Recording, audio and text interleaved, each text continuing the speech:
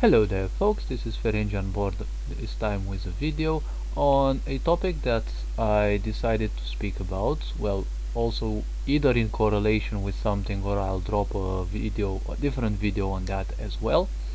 So the topic of today that I wanted to discuss is attachment, and well, what exactly is attachment, and more so than that, to see how deep I can get into it through this video, and well, I'll see if I'll actually drop some others at a certain other time. And well, the idea of an attachment, how it can actually affect you, and well, is it just that simple as, a dictionary definition? Now, to get into the subject without beating the bush as usual, the idea of an attachment is basically what the dictionary presents it as a state in which you don't let go of something, or I don't know how to give a dictionary definition. As I said, I have, conceptual aversion. I, don't think and don't need concepts and words to live my existence. I only use them to try to make myself understood. Now, a dictionary, I'm sure it will tell you that it's kind of a state that you allow and you kind of use in order to, I don't know, not let something go or something like that, which in a way it kind of is true if we then think of it. I mean, we can actually go and look and see what it can actually mean. So an extra part or extension, no, affection, fondness or sympathy for someone or something. Well, I wouldn't call it a sympathy though, because well, attachment is much more advanced than that and can be discussed on, well, based on certain aspects. Okay, so the idea of attachment is what I call personal opinion, so don't hurry to generalize it. Okay, so the idea of attachment is when you simply create fondness, let's say, not necessarily a sympathy, it's more like a desperation, okay, towards an event in your life. Okay, so if we are to take each and every moment of our lives, okay, like if we are some machines, okay, and let's say we are conscious of each and every second of our existence, the moment you perceive, or one perceives a second of their life that is in a certain way, okay, so it is also an externalization of your power, okay, because you let a certain event influence you, okay, you start generalizing that event, okay, so it's like you create a trigger point, okay, and that trigger point will always be the initiator for when everything similar will trigger. Okay, so let's not sound like programming and be very confusing. Okay, but if this sounded confusing, well, it's good, because I made a video in which I said confusion is actually good, because when it happens it means that things are declogging from your mind. Okay, so attachment is basically when a certain moment or event or whatever trigger outside or within you, okay, or a perception of yourself, okay, makes you change your state of existence. Okay, so let's say that you experience a certain event. Usually attachments are very powerful towards events in your childhood. Okay, like let's say in my example. Okay, so in my example, when I was very young, my mother told me to bring her tea kettle, okay, because it was on fire and the water was boiling, and being very young I didn't know that it's actually very hot. So well, what I did was I actually placed both my hands on it. Fortunately, I was quick of reflexes and I withdrew them. Okay. Now another similar situation is when I opened the fire. Okay, I turned on the fire at the the cooker for the first time. Okay, and my mother didn't tell me to don't open the button to the maximum. And what it happened is that the fire actually sprang out like as it does on the maximum, and it kind of burnt my skin. Okay, like literally no damage or something, but there was that little shock I had. Okay, and back then, since my mind was very young and I didn't have any defense mechanisms, okay, I created a kind of like pyrophobia. Okay, like I'm not afraid of fires, but that event is still triggering in my mind, literally or almost at times when I open, like when I turn on the fire. Okay, so that is basically an attachment. An attachment is not necessarily something that you create, okay, consciously. An attachment, and usually they are subconscious. The idea of an attachment is more like a perception. Okay, it's a belief. You accept it. Most likely you have accepted it because you didn't have a logical explanation. Okay, back when I was young, I didn't have an explanation for why the fire did open that much. Okay, but it triggered an instinctual response. Okay, my skin felt like very powerful heat, so it instinctively triggered the reflexive arc, right?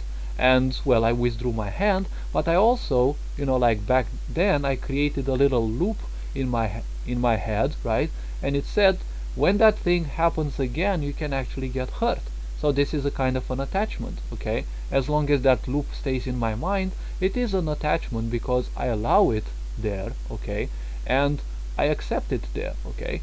Now, it works because it is a belief in a way. In this case specifically, it doesn't have any proof, okay? Like, if you turn on the fire, you're not gonna hurt yourself, okay? Like, it can happen, yes, if you're not attentive enough, but, it's not something deadly. But come again, when the instinctive responses are triggered, they are triggered from the subconscious lowest levels, which include even tapping into the collective consciousness. Okay, so when you trigger such a little fear, okay, it's like one of those moments back in time when our ancestors, like one of them would be alone, okay, and they would encounter a bear, and all that sensation of futility and uselessness, since one on one you may not necessarily beat a bear, especially if you're barehanded, okay, that thing, like was constantly pumped into the collective consciousness, and that's how we became as a whole more aware of those animals, because whatever any one of us experiences, it gets into the collective consciousness, and that is why most people are also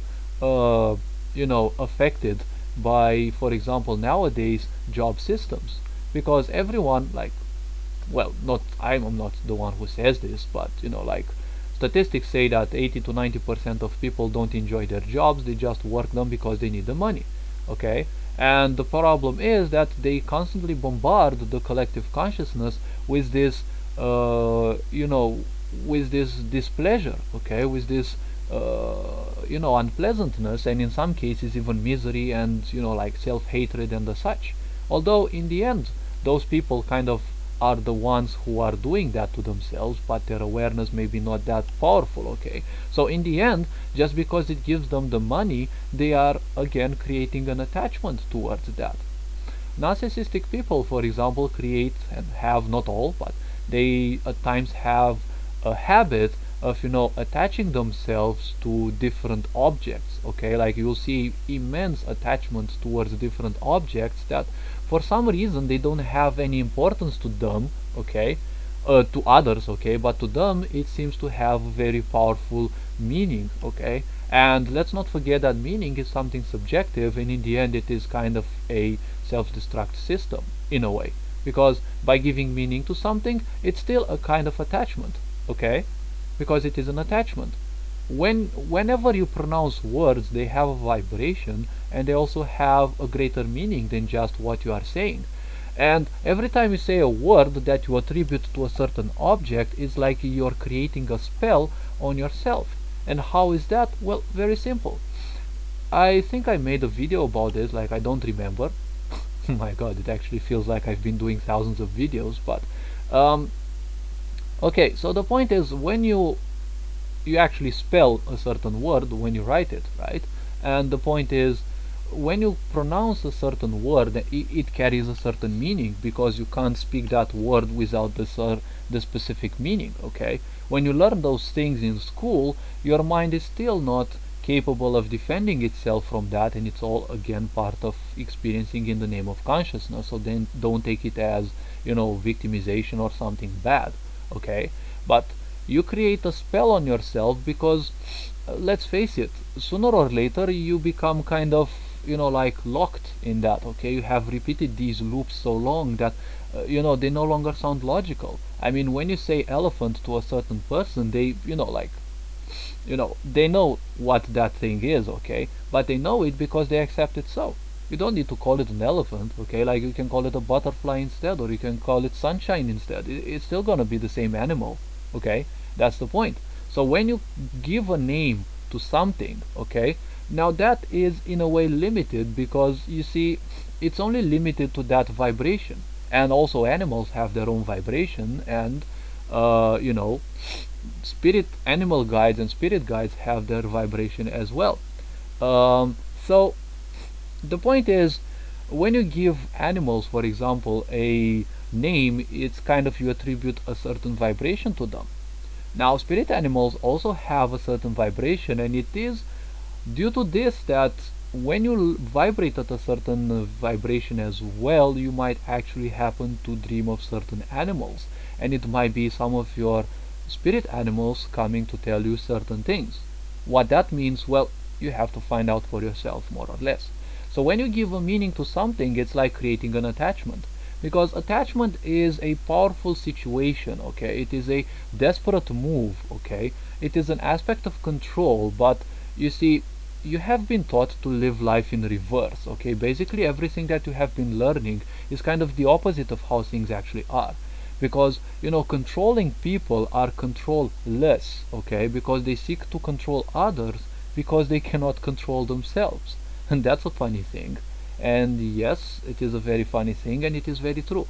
People who seek to control others, they are powerless, because first of all, if you cannot control yourself, how would you know, how can you actually control others? I mean, yeah, sure, you can simply intimidate them, and because again of personal attachments, okay, they will submit, more or less. Like, if you threaten them, with the lives of their families and the such, okay, they will submit because they have an attachment to their family. Now I'm gonna tell you something that's kind of very deep, and most likely it will sound very awkward, or I don't know, probably satanic to many people, but a quote of mine came to me from one of, let's say, my sources, my guidance sources, okay, and I'm not connected to only angel sources, I think. It told me that you only love someone when you can actually live without them as well, okay. Now the specific quote was, you truly love someone when you can actually kill them, okay. Now don't take it word by word, okay, because I understood the meaning, but when guides send you something, they will send you in a certain way. There will be very rare occasions, in the case of many people, when an idea will simply come to you as if it was spoken to you in your mind, okay. It's probably claircognizance, or I don't know how it's called, knowing something before it happens. Wait, that's claircognizance. There is also clairaudience, which means hearing things before they are even happening, or something like that. I don't know if it's something like this, but like at times when I get ideas, they either come as an idea, or they either come as a specific sentence, okay, like a structured sentence, and that's how it came.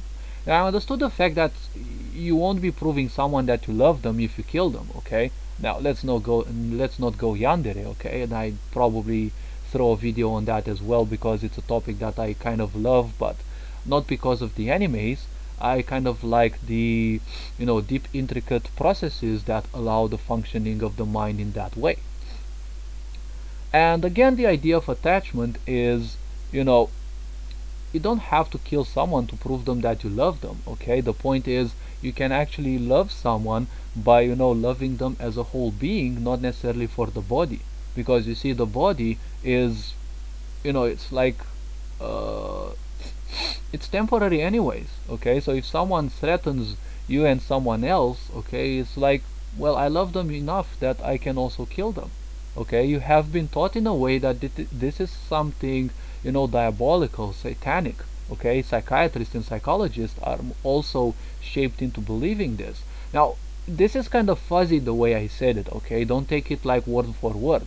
Don't take literally everything I say word for word. Also try to become introspective and see your own meanings and understandings, and if something doesn't click with you, well, you're free to have your own ideas, because I'm not here to push my ideas on others. So the point with attachment again is, many people simply like someone else for something. Okay, so in that moment in time they have created an idea of control over themselves because they are powerless. That is what an attachment is. Attachment is also a synonym to lust, because lust means a desperateness of something or towards something. Okay, because lust means wanting to manifest something towards the lack of something, or let's how to actually put it into words. Okay, sometimes this can be a challenge to me.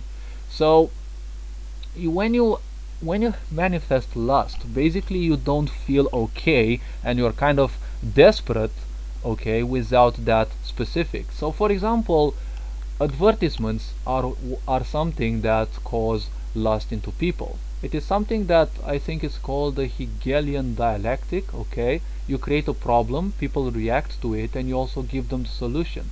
Okay, it's a powerful principle by which advertisements function, and it's also a principle of manipulation. I'm inventing you a problem. Okay, you don't have that problem because I'm inventing you, but I'm speaking in such a way so that you accept it, which is kind of psychiatric. Like, okay, I mean, it's not necessarily because, if someone lies you and you accept it, it's not necessarily psychiatric. But when people lie and they accept their own lies, well, that's when I think it's a first sign they actually need to see some specialized personnel. Okay. uh, Now the point is, the idea of lust is that you crave something so much because, again, inside you is a belief, okay, which is an attachment, okay, that your life is miserable without it.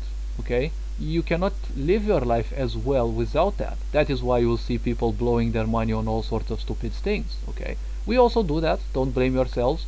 Okay, it's like what we've seen around. So the idea of attachment, again, is nothing else in the end than a kind of lust, a kind of desperation towards something, a wish towards control, because temporarily speaking, okay, so on the axis of time, something, usually attachment, is done towards something that people believe is good towards them. Okay, um, and again, it is a belief. Let me give you another example. Ever since I was young, I had this fear of, I don't know, some unknown factors, and including the darkness, while I was a child, and this is kind of a common, uh, you know, child belief, which, again, it is very founded, and it has to do with in between lives and previous lives as well. But more like the journey in between lives, okay, and the existence within the mother's womb, when they would probably be poked at by some parasites, okay, and they have traumas ever since then, and, well, all sorts of other things, plus empathic, taking of those ideas from your parents, from your relatives, because don't worry, just because they don't show you that they fear the dark, if they feared it as a child, most likely they weren't taught how to release that. Okay, so it's most likely they will give it to you as well. And let's not forget, you're living in your mother's womb, so you're kind of deeply connected to your mother. Whatever your mother has, you might also take them. Okay, like fears, anxieties, self-hatred, and the such. Um, and okay, it's like it's still a long way to grow. Like 6 7 years are a lot of time. The subconscious acts like, instantly. Okay, like not always. Okay, there are rules and stuff. Okay, so let's not stray too much. Now, the idea of attachment, again, is something that, you keep following. Now, I was afraid of the darkness, but for some reason I felt protected when I was putting the blanket on me. And even today, at times, I have, that fear is still, well, I'm not fully ready, I think, or I don't know, I'm probably too lazy to give up my, the so-called childish fear of darkness. Okay, and when I put that blanket on, it's like, okay, it's now finally much better.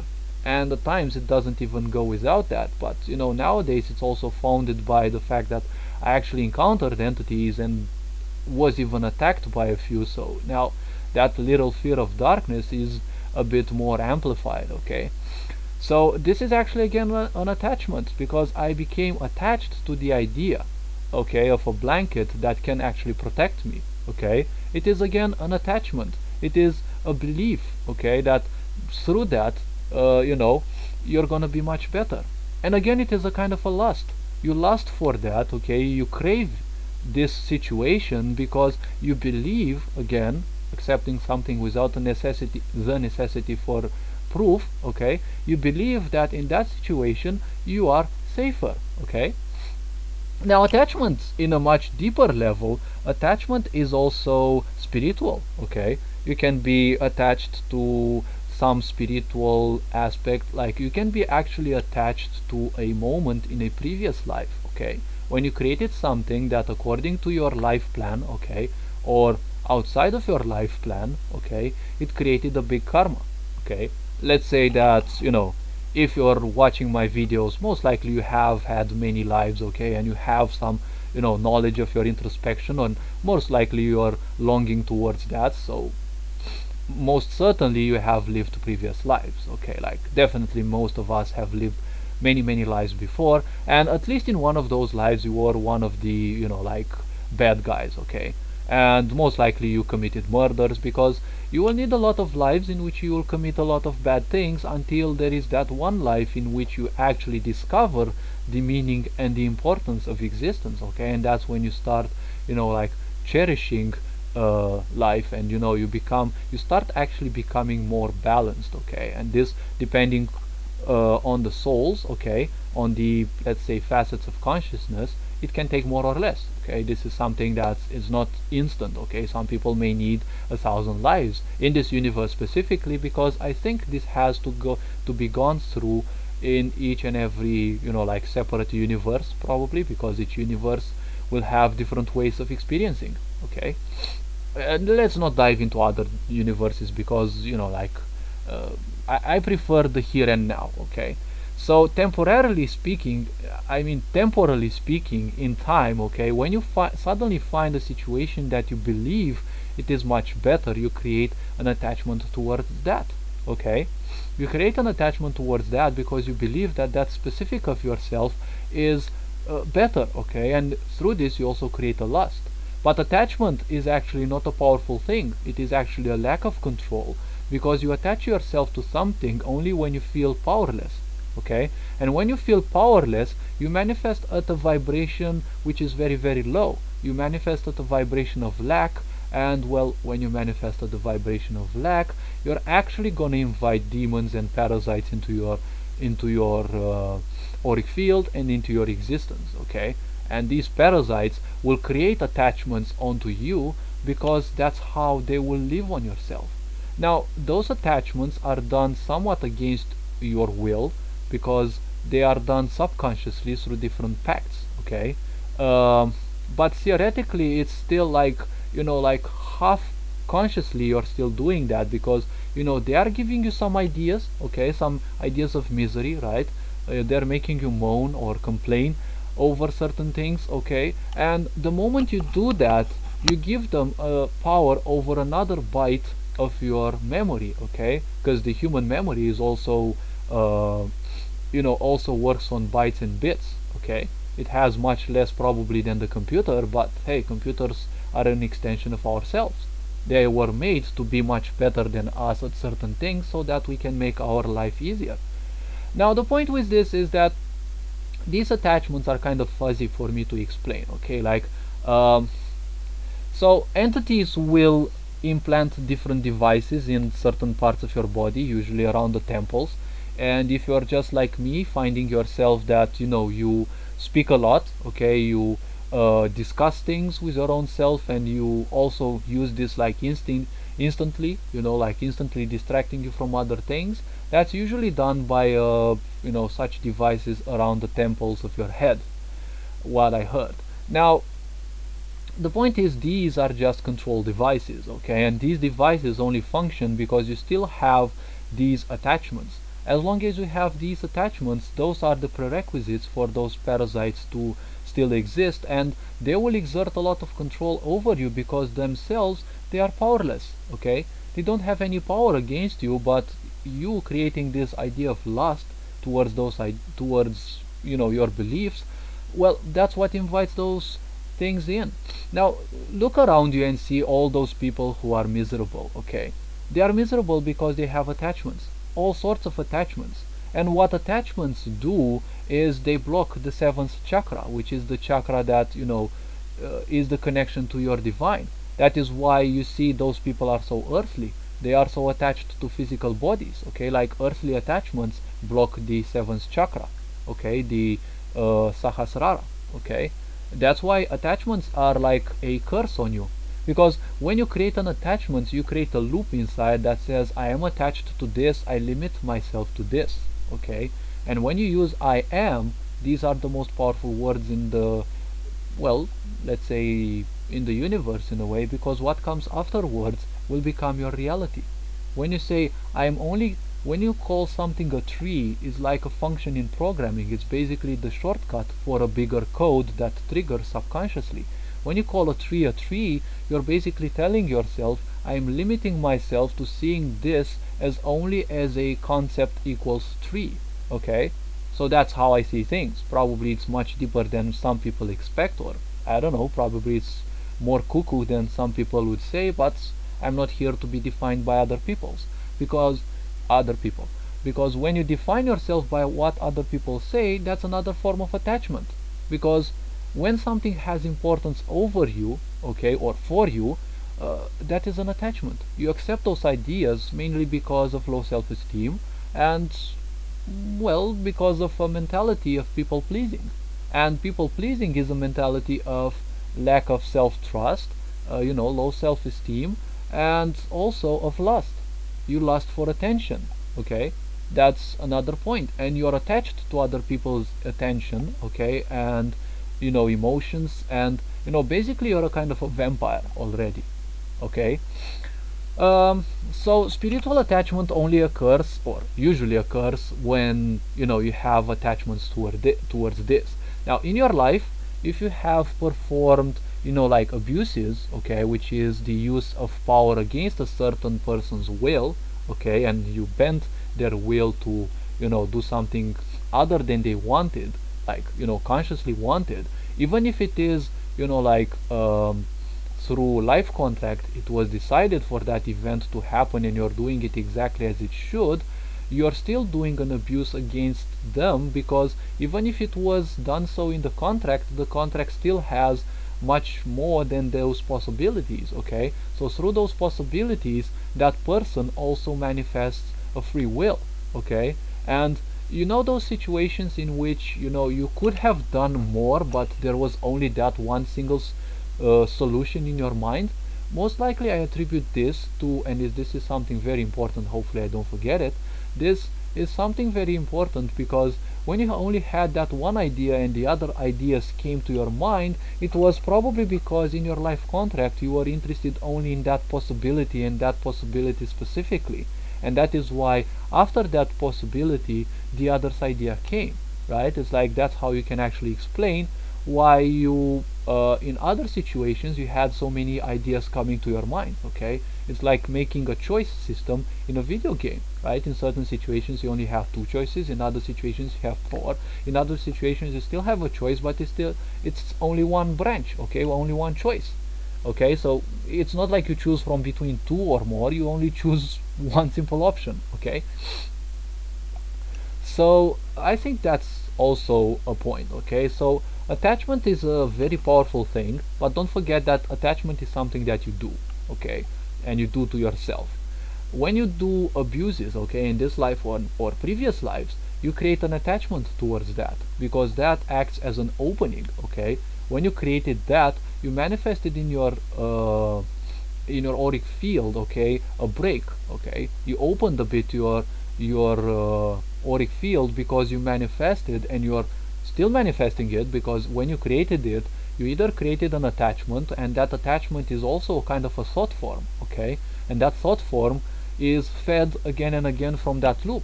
That is why when you see people who bitch and complain a lot, they have so many of those loops in their mind, and those are actually feeding off of their own energy.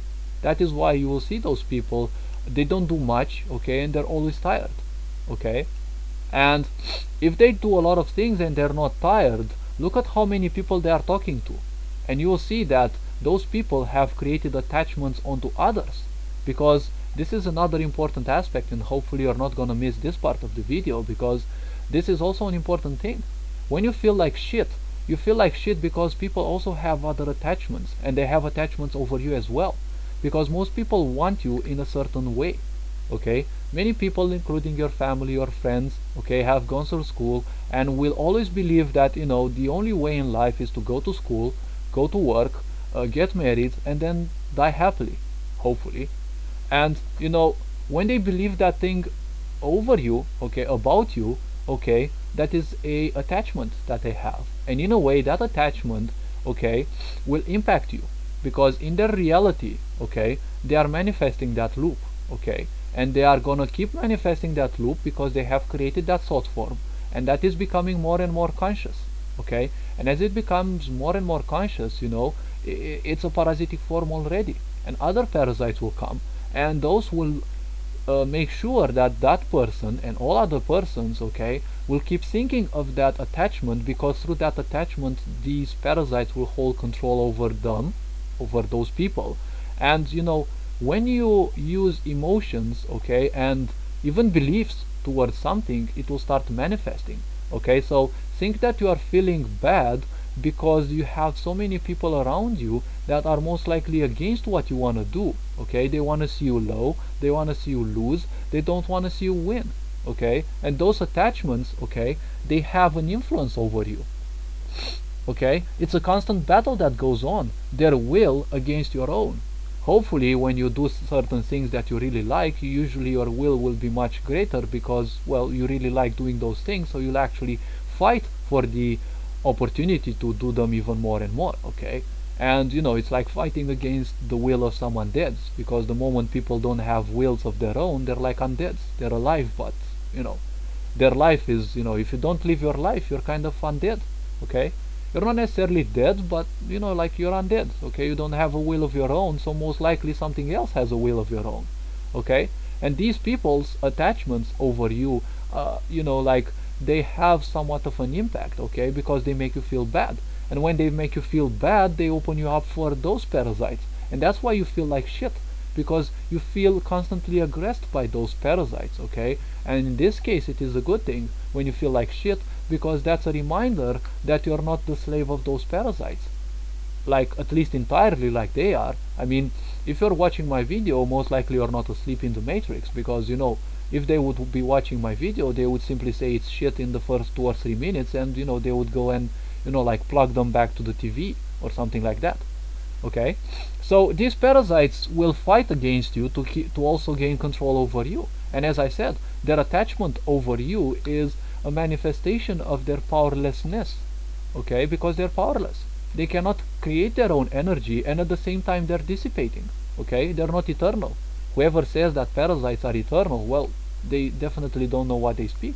Oh yes, they can be eternal because they are constantly feeding on people. Yeah, surely.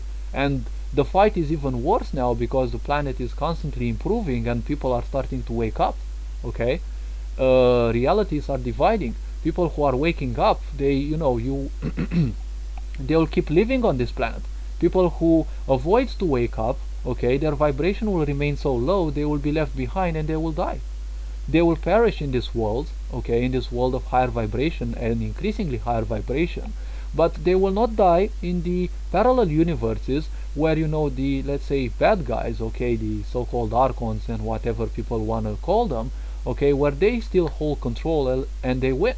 Okay, because this universe is going towards two extremes, one in which love wins, okay, and we all will get freed from this cunt virus and everything else, and another one in which, well, everyone is like still slave, and the idea of control and like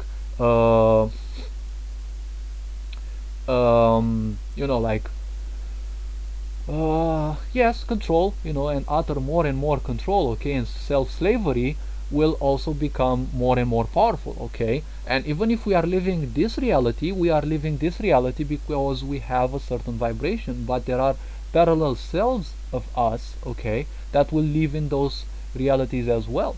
Okay, that's the point. And when one of those selves, okay, increases in vibration enough, it will most likely die in there because it's no longer required. Okay, that's a form of liberation. Okay, or it will be killed, because in a world of control, when you want to be other way than the system, you will be killed. And that is a success for that person, because by being killed, those people agreed to the to the contract.